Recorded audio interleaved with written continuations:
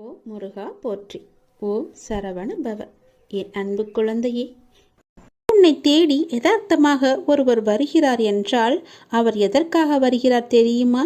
இந்த இடத்திற்கு போனால் கிடைக்கும் என்ற நம்பிக்கையோடு தான் வருகிறார்.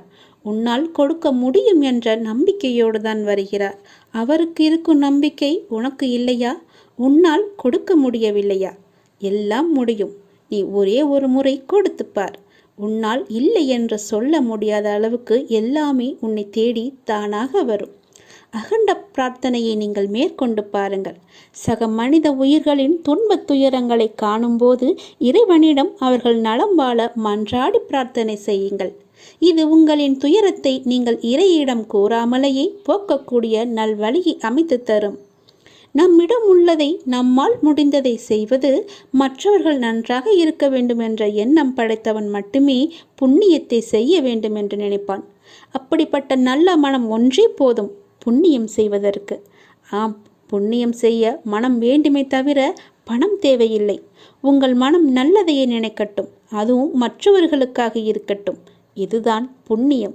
மற்றவர்களின் துக்கங்களை உங்களது என்று எண்ணி வருந்தி பாருங்கள். உங்களுக்கு கிடைக்காவிட்டாலும் பரவாயில்லை, மற்றவர்களுக்காவது கிடைக்கட்டும் என்று வேண்டிக் கொள்ளுங்கள். மனமுருக வேண்டிக் கொள்ளுங்கள், மனதார வேண்டிக் கொள்ளுங்கள். அனைத்து உயிர்களுக்கும் உங்களுக்கும் தொடர்பு உண்டு என்று எண்ணிக்கொள்ளுங்கள். உங்களால் அனைவருக்கும் அன்பான ஆதரவான எண்ணங்களை அளிக்க முடியும் என்று நினைத்து பாருங்கள். உங்கள் எண்ணங்கள் அனைத்தையும் நிறைவேற்றும் என்று நம்புங்கள். இறைவனை துணைக்கு அழையுங்கள். மற்றவர்களுக்காக உதவ இறைவனிடம் நீங்கள் வேண்டுங்கள். தன்னலமற்ற எண்ணத்தை இவ்வுலகில் பரவ விடுங்கள். அனைவரும் உங்களுக்கு அன்பானவர்களாக மாறிவிடுவார்கள். உங்கள் உள்ளம் மகிழ்ச்சியாகிவிடும். அனைவரும் நிம்மதியாக வாழ்வார்கள். அந்த மகா புண்ணியம் உங்களை மட்டுமே வந்து சேரும். இந்த புண்ணிய செயலுக்கு நீங்கள் செலவு செய்தது என்ன? பிரார்த்தனை மட்டுமே, வேறு ஒன்றுமே கிடையாதே. ஒரு பைசா கூட நீங்கள் செலவு செய்யவில்லை. எங்கும் அலையவும் இல்லை. யாரிடமும் கோபமும் கொள்ளவில்லை. பொய்யும் கூறவில்லை. யாரிடமும் எதற்காகவும் நீங்கள் கையேந்தவும் இல்லை. யாரும் உங்களை குறை கூறப் போவதும் இல்லை. எதையும் நீங்கள் இழக்கப் போவதும் இல்லை. எதையும் இழக்காமல் நீங்கள் புண்ணியத்தை மட்டுமே சம்பாதித்திருக்கிறீர்கள். சரி, இதை எப்படி நாம் செயல் வடிவத்திற்கு கொண்டு வருவது என்பதை பார்ப்போமா? இதை செயல் வடிவத்திற்கு கொண்டு வருவது மிக மிக எளிது. தினமும் ஏதேனும் ஒரு நேரத்தில் யாராவது ஒருவர் நன்றாக இருக்க வேண்டும் என்று எண்ணி பழகி கொள்ளுங்கள். இதற்காக நேரம் காலம் எல்லாம் பார்க்க தேவையில்லை. எந்த நேரத்திலும் யாருக்காகவும் எண்ணிக்கொள்ளலாம். ஆரம்பத்தில் சொந்த பந்தங்களுக்காக வேண்டிக் கொள்ளுங்கள். நாளடைவில் கண்ணில் படும் அனைவருக்காகவும் வேண்டிக் கொள்வீர்கள். நாட்கள் செல்ல செல்ல நீங்கள் கேள்விப்பட்டவர்களுக்காகவும் அவர்கள் நல்ல முறையில் வாழவும் நீங்கள் எண்ண துவங்குவீர்கள். நீங்கள் வேண்டிக் கொள்ளும் நபர் பற்றி கவலைப்படாதீர்கள். அவர் எவ்வளவு மோசமானவராக இருந்தாலும் அவர் நல்ல முறையில் வாழ வேண்டும் என்று நீங்கள் வேண்டிக் கொள்ளுங்கள். ஒரு ஆம்புலன்ஸ் வண்டி சத்தம் கேட்கும் போதெல்லாம் அதில் பயணம் செய்பவர் நல்ல முறையில் குணமடைய இறைவனை வேண்டிக் கொள்ளுங்கள். யாரோ ஒருவர் விபத்தில் அடிபட்டு விட்டார் என்று கேள்விப்பட்டால் அவர் உடல் நலம் பெற எண்ணிக்கொள்ளுங்கள். மனிதர்கள் மட்டுமல்ல, அனைத்து உயிர்களிடமும் இந்த செயலை நீங்கள் செய்யுங்கள். தெருவோரம் ஒரு மரம் வெட்டப்பட்டிருந்தால் அதற்காகவும் நீங்கள் எண்ணிக்கொள்ளுங்கள். அந்த மரத்தை வெட்டியவர் மேலும் சில மரங்களை நடட்டும் என்று வேண்டிக் கொள்ளுங்கள். வெட்டப்பட்ட மரம் மற்றவர்களின் வாழ்வாதாரத்திற்கு உதவட்டும் என்று எண்ணிக்கொள்ளுங்கள். உலகத்தில் உள்ள அனைவரும் நன்றாக இருக்கட்டும் என்று ஒற்றை வரியிலே முடித்து கொள்ளாதீர்கள். ஒவ்வொருவரையும் நினைவில் வைத்து தனிப்பட்ட முறையில் அவர்களுக்காக நீங்கள் நன்மைக்காக வேண்டிக் கொள்ளுங்கள். இதுபோல் அகண்ட பிரார்த்தனையை மேற்கொள்ளுங்கள். மிக பெரிய புண்ணியம் உங்களை வந்து சேரும். இப்படியெல்லாம் செய்ய முடியுமா கேட்டால் நிச்சயமாகவே செய்ய முடியும். இந்த எண்ணங்களுக்காக நீங்கள் பணமாக செலவு செய்ய வேண்டியது எதுவுமே கிடையாது. ஆனால் இதன் மூலம் கிடைப்பதோ மிக பெரிய புண்ணியம். எனவே புண்ணியம் செய்ய எதுவும் பணம் ஏதும் தேவையில்லை. நல்ல எண்ணங்களுடன் கூடிய நல்ல செயல்கள் மட்டும் இருந்தால் போதும். நல்ல மனம் இருந்தால் போதும். எல்லாமே உங்களை தேடி தானாகவே வரும்.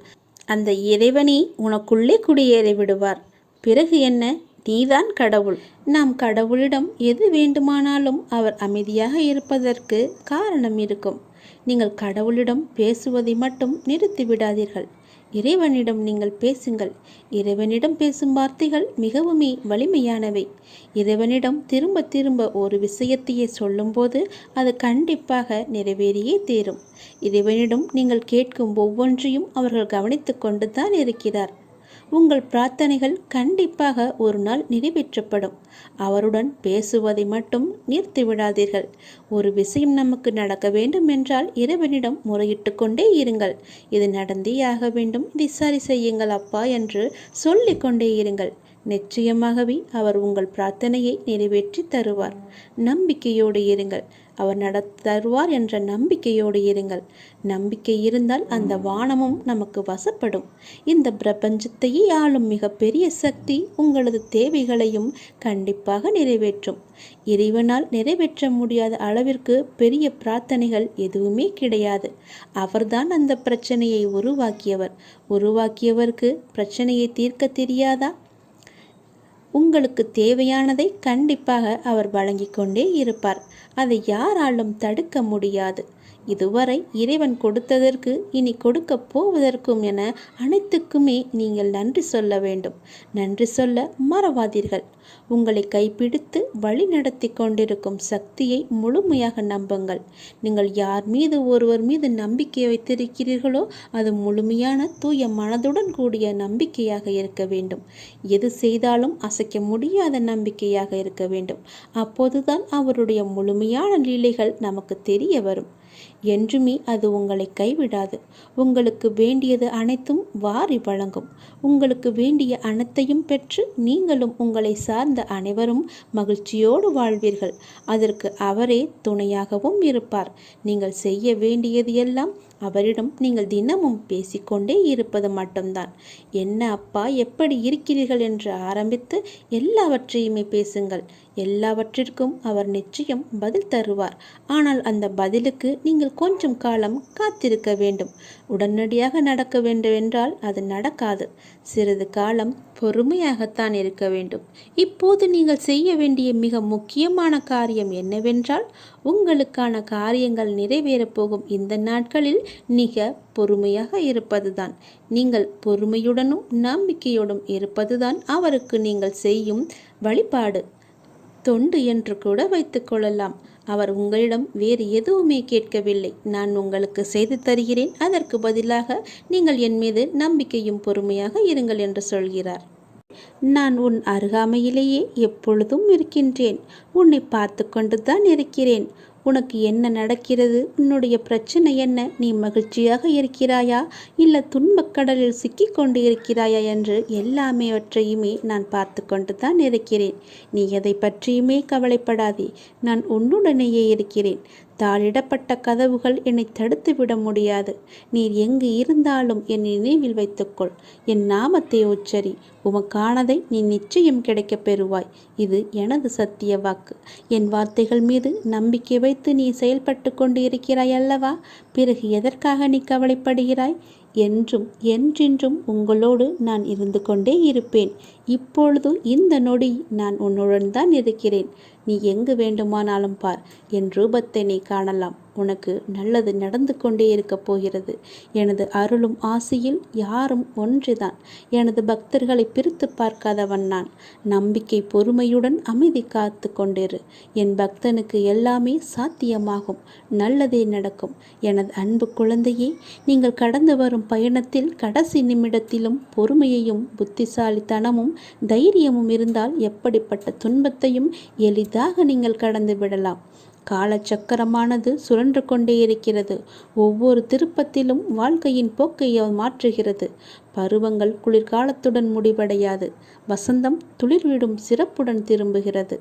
சுழலும் சக்கரம் மேலும் கீழும் அசைவது போல ஒரு நீண்ட இரவுக்கு பின் அழகான ஒரு வெளிச்சம் வருவது போல ஒரு பிரகாசமான ஒளி உதயமாகும் இல்லவா? அது போலத்தான் உங்களுடைய இன்பங்களும் துன்பங்களும் நம்மை தவிர்க்க முடியாமல் பின்தொடர்ந்து கொண்டிருக்கின்றன. இவை எல்லாமே உன்னுடைய முன்ஜென்ம கர்மாக்கள். ஆனால் தொந்தரவு இல்லாமல் இருப்பது வாழ்க்கையின் முக்கியத்துவம். உண்மையை அறிந்து கொள்ளுங்கள். எதுவாக இருந்தாலும் அப்பாவின் பாதங்களை நீங்கள் சரணடைந்து விடுங்கள். அவருடைய பாதங்களை நீங்கள் பற்றி கொள்ளுங்கள். சதா காலமும் அவருடைய நாமத்தை நீங்கள் ஜபித்து கொண்டே இருங்கள். உங்களுக்கு வேறு எந்த பிரச்சனையும் வராது, எந்த கஷ்டமும் உங்களை நெருங்காது. காலம் கடந்தும் ஆட்சி செய்யும் இறைவனின் முழுமையை நீங்கள் அடைய முற்பட வேண்டும். அப்போதுதான் உங்களுக்கு வந்த கஷ்டங்கள் எல்லாம், துன்பங்கள் எல்லாம் காணாமல் போய் நிம்மதி கிடைக்கும், மகிழ்ச்சி நிலைத்து நிற்கும். அவருடைய நாமத்தை நேரம் கிடைக்கும் போதெல்லாம் ஜபித்து கொண்டே இருங்கள். உன்னுடைய முன் ஜென்ம கர்மாக்களை எல்லாம் அழிப்பதற்கு என்னுடைய நாமம் ஒன்றே, என்னுடைய திருநாமம் ஒன்றே உனக்கு சிறப்பான மருந்தாக இருக்கும். வந்த இடம் தெரியாமல் ஓடுவதற்கு, உன்னுடைய கர்மா வந்த இடம் தெரியாமல் ஓடுவதற்கு என்னுடைய நாமத்தை நீ ஜபித்து கொண்டே இரு. இடைவிடாது ஜபித்து கொண்டே இரு. விரைவாகவே உனக்கு ஒரு நல்ல செய்தியை நான் உனக்கு செவி வழியாக கொடுக்கப் போகிறேன். அதை கேட்டதும் எனக்காக ஒரே ஒரு தீபம் ஏற்று உன்னுடைய வீட்டில். வானளவில் உள்ள ஆழம்தான் இந்த உலகம். இந்த மேகங்கள் போலத்தான் வாழ்க்கையும். அதில் வாழ்க்கையை நெறிகளுடன் கூடிய வாழ்க்கையாய் பார்த்து வாழ்பவர்கள் மிக குறைவு. என் பிள்ளைகளுக்கு முதலில் நான் பயிற்றுவிப்பது ஒழுக்கமும் நேர்மறையான எண்ணங்களும் தான். அதில்தான் நீ இப்போது இருக்கிறாய். பயிற்சி நடக்கும்போது சில போராட்டங்கள், குழப்பங்கள் எல்லாம் நிகழும். அதை பார்த்து நீ பயப்படாதே. உனக்கு இது நல்லதா கெட்டதா என குழம்பி முடிவுகள் எடுக்க முடியாமல் போகும் தருணம் கூட வரலாம். அப்பொழுதும் நீ பயப்படாதே. அப்படி உனக்கு குழப்பம் வரவில்லை என்றால் அதில் உனக்கு பயிற்சியே சரியாக இல்லை என்று அர்த்தம்.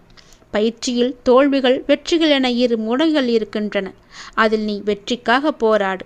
தோல்வி ஏற்படுகிறது என்றால் உன்னுடைய அப்பா உனக்காக பெரிய வெற்றியை வைத்திருக்கிறேன் என்று எண்ணி உன் மனதை நீ சாந்தப்படுத்திக்கொள். தோல்வி எதிர்நோக்குபவர்கள் சாதனையாளர்கள் என்பதை மனதில் வைத்து என்மேல் நம்பிக்கை வைத்து பொறுமையுடன் காத்து கொண்டிரு. விரைவாகவே நீ கேட்ட நல்ல செய்தியை நான் உனக்கு கொடுக்கப் போகிறேன். அந்த விரைவில் நல்ல செய்தி என் வழியே உன் வீட்டிற்கு வரும். உன் வீடு தேடி வரும். கவலையே படாதே. இனி நீ மகிழ்ச்சியாக இருப்பாய். அந்த செய்தி உன் செவி வந்து சேரும் நேரம் எனக்காக உன் வீட்டில் ஒரே ஒரு தீபம் ஏற்று. உன் தீபத்தின் வழியாக நான் உனக்கு காட்சி தருவேன். உன்னை சுற்றி பார்க்கும் இடமெல்லாம் நானே காட்சி தருவேன். எங்கு பார்த்தாலும் என்னுடைய ரூபமே உனக்கு தெரியும். அதிலிருந்தே நீ தெரிந்து கொள். எனக்கு அப்பனின் அருள் இருக்கிறது என்றும் அப்பன் சொன்னபடியே எல்லாம் நடக்கும் என்றும் உன் மனதை நீ தைரியமாக வைத்துக்கொள். சந்தோஷமாக வைத்துக்கொள். நீ கேட்ட நல்ல செய்திக்கான முதல் அறிகுறி என்னுடைய காட்சித்தான். ஒளியின் ரூபமாக நான் உன் வீட்டிற்கு வருவேன். வந்து உனக்கு காட்சி தருவேன். நீ எங்கு பார்த்தாலும் நான் உன் வீட்டில் முழுவதுமாக இருப்பேன். அப்பொழுது தெரிந்து கொள்ளலாம். நான் கேட்ட நல்ல செய்தியை கொடுக்க என் அப்பா தயாராக இருக்கிறார். அதை பெறுவதற்கு நான் தயாராக இருக்க வேண்டும் என்ற ஆர்வத்தோடு இரு. மகிழ்ச்சியோடு இரு. எல்லாம் எனக்கு தெரியும். நான் பார்த்து கொள்கிறேன். உனக்கானது உன்னிடத்தில் விரைவாகவே வந்து சேரும். அந்த செய்தி வந்து சேரும் நேரம் அதை மட்டும் மறந்து விடாதே. ஒரே ஒரு தீபம் ஏற்று. அப்பிறகு பார் உன் வாழ்வு எப்படி இருக்கும் என்று. மிக மகிழ்ச்சியாக, ஒளிமயமாக உன் வாழ்வும் இனிக்கும், உன் வீடும் ஜொலிக்கும். இந்த உலகமானது எப்படி வேண்டுமானாலும் மாறலாம். மனிதனாகனவன் எப்படி வேண்டுமானாலும் மாறலாம். எந்த நொடி வேண்டுமானாலும் மாறலாம். உங்கள் மீது நீங்கள் நம்பிக்கை வையுங்கள். வாழ்க்கை எந்த நொடியிலும் மாறும். மனிதர்களிடம் நீங்கள் கவனமாக இருங்கள். எப்போது மாறுவார்கள் என்று யாருக்கும் தெரியாது. நம்மை நாமே பெரிதாக எண்ணிக்கொண்டு அகந்தை கொள்வது கூடாது. சாதாரணமானவர்களாக நம்மை கருதும் போதுதான் நம்மிடம் கருணையும் பணிவும் நல்ல சிந்தனையும் வெளிப்படத் தொடங்கும். எல்லா ஆற்றல்களும் மனிதனுக்கு இயல்பிலேயே இருக்கின்றன. ஆன்மீகத்தின் உதவியால் தடைகளை போக்கி நாம் நிறைநிலையை அடைய வேண்டும். ஆன்மீகத்தின் உதவியால் தீயவர்கள் கூட மகானாக முடியும். இந்த உலகம் இறைவனுக்கு சொந்தமானது. உலக பொருட்களிலெல்லாம் அவரே இருக்கின்றார். இந்த கோணத்தில் பார்க்க தொடங்கிவிட்டால் நம் மனம் உயர்வு பெறும். இங்கொன்றும் அங்கொன்றுமாக நுனிப்புல் மேய்வது போல ஒருபோதும் மேயக்கூடாது. வெற்றி பெறவும் முடியாது நம்மால். எல்லாவற்றையுமே முழுமையாக ஆராய்ந்து அதிலேயே ஈடுபட வேண்டும். கன நேரம் இன்பமாக ஏதோ ஒன்று கிடைக்கலாம்.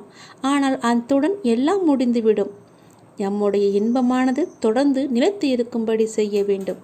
ஒவ்வொரு நேர்மையான செயலும் அதற்குரிய வெகுமதி தர காத்து கொண்டிருக்கிறது. உணர்ச்சி வசப்பட்டால் முடிவெடுக்க முடியாமல் தடுமாற நேரிடும். உணர்ச்சி வசப்பட்டால் எல்லாமே ஒரு நொடியிலே மாறிவிடும். அதனால் எது செய்தாலும் பொறுமையாக நிதானமாக யோசித்து செய்யுங்கள். கடந்ததை பற்றி வருந்தவோ வருவது பற்றி கற்பனை செய்யவோ வேண்டாம். முயற்சிக்குரிய பலன் ஒருவனுக்கு நிச்சயம் கிடைத்தே தீரும். எதை கண்டுமே நீங்கள் எரிச்சல் படாதீர்கள். எல்லாவற்றையுமே நீங்கள் ஒரு அனுபவ பாடமாக எடுத்துக்கொள்ளுங்கள். நமக்கு எது நடந்தாலும் இது ஒரு அனுபவம் என்று எண்ணிக்கொள்ளுங்கள். மனசாட்சிக்கு கட்டுப்பட்டு நடந்தால் உங்களுடைய வாழ்வு நலம் பெறும். மனம் என்பது கடவுளின் கையில் ஒரு கருவியாக இருக்க வேண்டும். கடவுள் விரும்பும் வழிபாடு உழைப்பு ஒன்றுதான். அவருடைய விருப்பத்தை நாம் பூர்த்தி செய்ய வேண்டும். கடவுள் நம்பிக்கை ஒன்றே மனிதனுக்கு உண்மையான உதவி. கடவுளின் விருப்பப்படி நடக்கட்டும் என எல்லாவற்றையுமே விட்டுவிடுங்கள். உங்கள் தலைகளில் நீங்கள் பாரத்தை ஏற்றிக்கொள்ளாதீர்கள். உங்களுக்கு இன்று நடப்பது எல்லாமே அவருடைய விருப்பப்படிதான் நடக்கின்றது. அவர் விரும்பாமல் எதுவும் உங்களுக்கு நடக்காது. அதனால் அவர் விருப்பப்படி வருவதை அவருடைய போக்கிலேயே விட்டுவிடுங்கள். கடவுளிடம் எல்லாம் நன்றாக இருக்க வேண்டும் என்று பிரார்த்தனை செய்யுங்கள். எல்லாம் உங்கள் இஷ்டப்படியே நடக்கட்டும் என்று அவரிடம் விட்டுவிடுங்கள். நீங்கள் எது செய்தாலும் எனக்கு நன்மையாக மட்டும்தான் இருக்கும் என்று அவர் மீது நீங்கள் நம்பிக்கை கொள்ளுங்கள். மற்ற எல்லாவற்றையும் அவரே பார்த்து கொள்வார். நீங்கள் பயமின்றி நிம்மதியாக கவலைப்படாமல் சந்தோஷமாகவே இருக்கலாம். உனக்கு உள்ள பிரச்சனைகளை பற்றி எனக்கு தெரியாது என்று நினைத்து கொண்டிருக்கிறாய். உன்னுடைய பிரச்சனை என்ன, எப்படி வந்தது, எதனால் வந்தது என எல்லாமே எனக்கு தெரியும். உன் பிரச்சனைகளை நினைத்து நினைத்து உன் வாழ்நாளில் இருக்கும் நிம்மதியை இழந்து நீ தவித்து கொண்டிருக்கிறாய். உன் மனதை ரணப்படுத்தி கொண்டு எரிச்சல் பட்டு வாழ்க்கையையே ரணமாக்கி வைத்திருக்கிறாய்.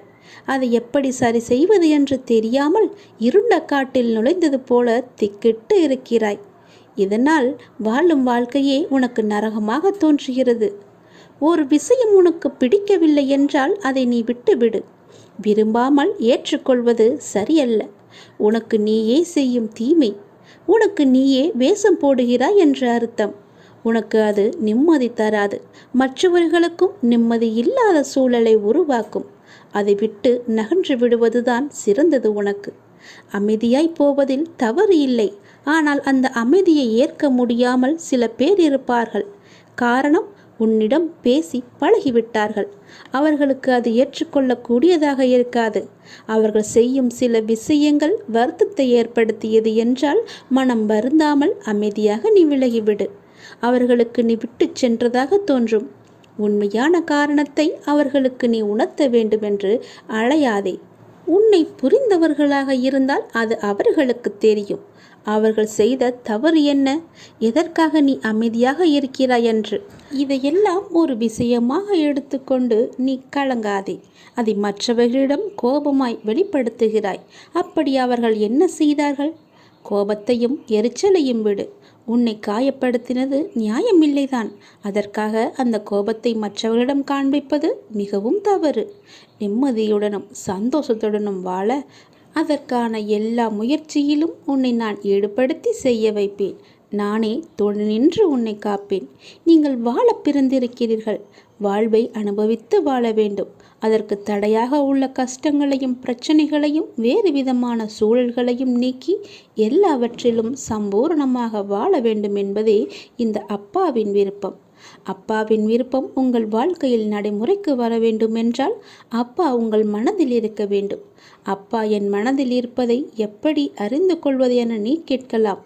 எந்த மனதில் அமைதியும் சாந்தமும் நிலவுகிறதோ, எந்த மனம் எப்போதும் அன்பினால் நெகிழ்கிறதோ, எந்த மனம் எப்பொழுதும் பொறுமை காக்கின்றதோ, எந்த மனம் அனைத்தையும் சகித்து கொண்டு போகிறதோ அந்த மனதில்தான் அப்பா முழுமையாக இருக்கிறார். சில நேரங்களில் கஷ்டம் கலங்கச் செய்யும், வேதனை திகைக்க வைக்கும், பிரச்சனைகள் மூழ்கடிப்பது போல தெரியும். ஆனால் திகைக்கக்கூடாது. எதையும் முன்ஜென்மத்து வினை என எடுத்துக்கொண்டு இனி வரும் நாட்களில் நாம் நன்றாக இருப்பதற்காக இந்த நிலையை அப்பா தருகிறார் என ஏற்றுக்கொள்ள வேண்டும். மனநிலை மற்றும் மாறுதல்களுக்கு மௌன சாட்சியாக இருப்பவன் இறைவன். அப்பா எனக்கு எதையும் செய்யவில்லை என கதறி அழுத நாட்கள் உண்டு. அழுத நாட்கள் எல்லாமே முடிந்து போகும். ஆனந்தமான காலம் உங்களுக்காக காத்திருக்கிறது. மரம் இலைகளை உதிர்க்க ஆரம்பித்து மொட்டையாகி நின்றால் மரம் பட்டுவிட்டது என நாம் கதறுவது கிடையாதே. இது இலையுதிர் காலம், இனி வசந்த காலம் வரும் என்பதை நினைத்து நாம் காத்திருப்போம் இல்லையா? அப்படியேதான் உங்களுடைய வாழ்க்கையும். இந்த துன்ப நாட்கள் எல்லாமே முடிவுக்கு வரும். முடிவுக்கு வந்து உங்களுக்கு இன்பம் சேரப்போகிறது. அன்றைக்கு நீங்கள் தகுதியாக இருப்பதற்கு இந்த கஷ்டம் என்ற பயிற்சி உங்களுக்கு அளிக்கப்படுகிறது. அப்பா எப்படி முழுமையானவரோ அப்படியே நீங்கள் முழுமையான தன்மை உடையவர்கள். அவரே முழுமையை நோக்கி உங்களை அழைத்து செல்வார். எதை பற்றியுமே நீ கவலைப்படாதே. உன்னோடு நான் எப்போதுமே இருப்பேன். உன் பிரச்சனைகளை நான் தீர்த்து வைக்கிறேன். எதை பற்றியுமே நீ கவலைப்பட்டு கொண்டே உன்னுடைய வாழ்வை நீ இழந்து விடாதே. நிறையவே பிரச்சனை இருக்கிறது. எதை சொல்லி எங்கே போய் அழுவது என்று தெரியாமல் நீ தினமும் புலம்பி தவித்து கொண்டிருக்கிறாய். எனக்கென்று யாருமே இல்லையே, நீங்களும் இருக்க மாட்டீர்களா அப்பா என்று என்னிடமே நீ கேட்கிறாய். உனக்கு யார் இல்லை? எல்லோருமே இருக்கிறார்களே. நீதான் அவர்களை புரிந்து கொள்ளவில்லை. யார் என்று சொல்கிறேன் தெரியுமா? அந்த கடவுளை தான் சொல்கிறேன். உனக்காக அம்மாவாக அந்த அம்மன் இருக்கிறார். அப்பாவாக அப்பன் ஈசன் இருக்கிறார். குருவாக நானும் இருக்கிறேன். உனக்காக எல்லோருமே இருக்கும்போது, உனக்காக அந்த கடவுள்களே இருக்கும்போது நீ ஏன் எனக்கு யாருமே இல்லை என்று சொல்கிறாய்? உன் கவலையை போக்க அந்த படைத்த இறைவன் எங்களுக்கு தெரியாதா? உன் பிரச்சனை என்ன என்பது எங்களுக்கு தெரியாதா? உன் பிரச்சனையை கேட்பதற்கு எவரும் இல்லை என்று நீ கவலைப்படாதே. உங்களுக்காக உனக்காக நாங்கள் எல்லோருமே இருக்கிறோம். எந்த பிரச்சனையாக இருந்தாலும் சரி, எங்களிடம் சொல். உடனே நாங்கள் தீர்வு கொடுக்கிறோம். உனக்காக, என்னுடைய குழந்தைகளுக்காக நாங்கள் எது வேண்டுமானாலும் செய்வோம். உன்னை படைத்தது யார் என்று நினைக்கிறாய்? உன்னை படைத்தது நாங்கள்தான். எங்களுக்கு தெரியாதா? நீ எங்கு, எப்போது, எப்படி பிறக்க வேண்டும், யார் வயிற்றில் பிறக்க வேண்டும், யார் உனக்கு அப்பாவாகவும் அம்மாவாகவும் இருக்க வேண்டும் என்று எங்களுக்கு தெரிந்துதான் நான் உன்னை படைத்தேன். நாங்கள் உங்களுக்கு செய்வது எல்லாமே நன்மையாகத்தான் இருக்கும். அதனால்தான் இவர்களுக்கு உன்னை பிள்ளையாக படைத்தேன். இப்போது நடந்தது, இதற்கு முன்பு நடந்தது, இனிமேல் நடக்கப் போவது எல்லாமே எங்களுக்கு தெரிந்துதான் நடக்கிறது என்பதை நீ ஏன் மறந்துவிட்டாய்? உன்னுடைய கவலைகளை பற்றி எங்களுக்கு தெரியாதா? உன்னுடைய பிரச்சனைகள் எல்லாமே தீரும் நேரத்தை நீ நெருங்கிவிட்டாய். நீ இதுவரை அனுபவித்தது பூர்வ ஜென்ம, முந்தைய ஜென்ம கர்மாவின் பலன்தான். மிச்சம் இருந்தது, அது இப்போது முழுவதுமாகவே தீர்ந்துவிட்டது. இன்னும் நான் உனக்கு நிறையவே கொடுக்கப் போகிறோம். அதை பெறுவதற்கு நீ தயாராக இரு. என்ன கஷ்டத்தை கொடுக்கப் போகிறீர்களா என்று தானே நீ கேட்கிறாய்? அவ்வளவு சோதனைகளை நீ தாங்கி இருக்கிறாய். அவ்வளவு பிரச்சனைகளை நீ பார்த்து இருக்கிறாய். கவலைப்படாதே. இனி வருவது உனக்கு பிரச்சனை அல்ல, உனக்கு கவலையும் அல்ல, உனக்கு சந்தோஷம்தான். உன்னுடைய பிரச்சனைகள் எல்லாமே முடிந்து விட்டது. அதற்கு தீர்வும் நீ கண்டுவிட்டாய். இனி நடக்கப் போவது எல்லாமே உனக்கு ஜெயமாகவே இருக்கும், சந்தோஷமாகவே இருக்கும். நீ கேட்டது அனைத்துமே உங்களுக்கு கிடைக்கும். நீ எதிர்பார்த்தபடியே உன்னுடைய வாழ்க்கை நிச்சயமாகவே அமையும். என் வார்த்தையை நம்பு. உன்னை நான் படைத்தேன்.